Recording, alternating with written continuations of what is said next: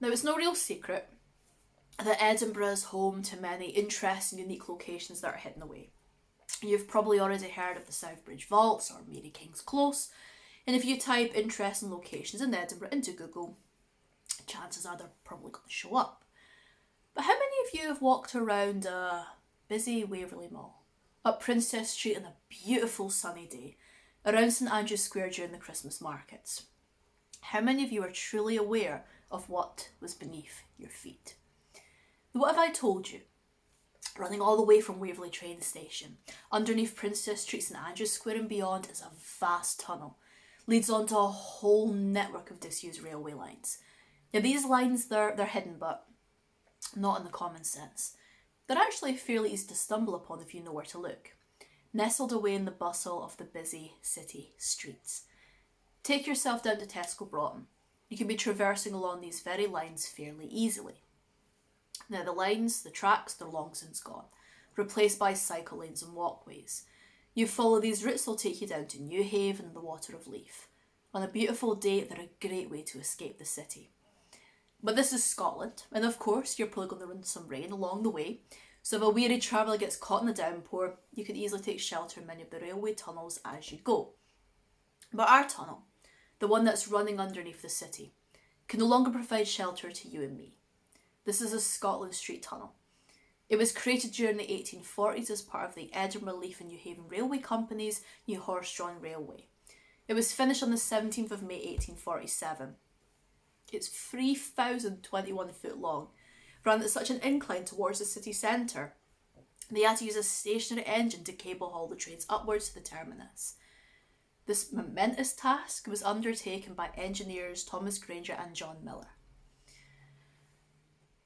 Like most of Edinburgh's history though, the Scotland Street Tunnel, the tale does not come without bloodshed. During the construction of the bore section of tunnel, two miners are making fairly steady progress at breaking the rock that's connecting two excavated sections of tunnel. They're moments from breaking through. Blissfully unaware, the section they're about to break into has been slowly filling with water. They break through. The water came crashing in at such a force, the sound was heard from above. It came rushing in so ferociously, it killed both the miners, their ganger and their superintendent.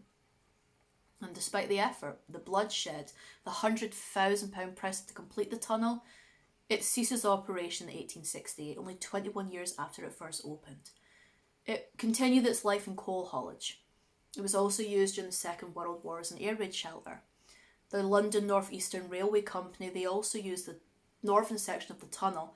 Some areas they were reaching around 49 foot beneath street level. They used this as their emergency wartime headquarters.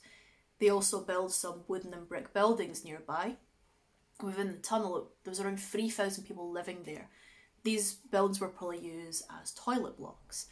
And after the war, the tunnel was also used, the northern section once again, by the Scottish Mushroom Company as a way to cultivate the growth of mushrooms.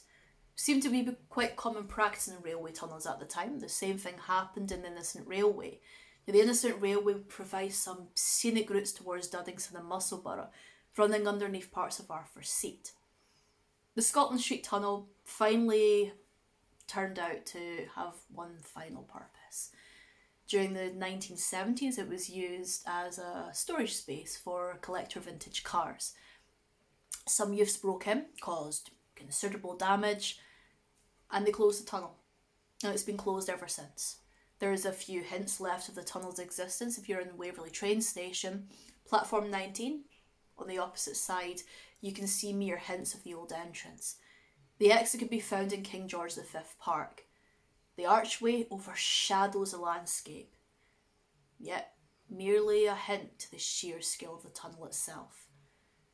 The tunnel is now closed off to the public. I fear it might be lost to history. And we are rounding up to the end of our talk on the Scotland Street Tunnel. And I want to leave you one final thought from Robert Louis Stevenson. The tunnel to the Scotland Street station, the sight of the train shooting out of its dark maw with two guards upon the brake, the thought of its length and many ponderous edifices and thoroughfares above, were certainly things of paramount impressiveness to a young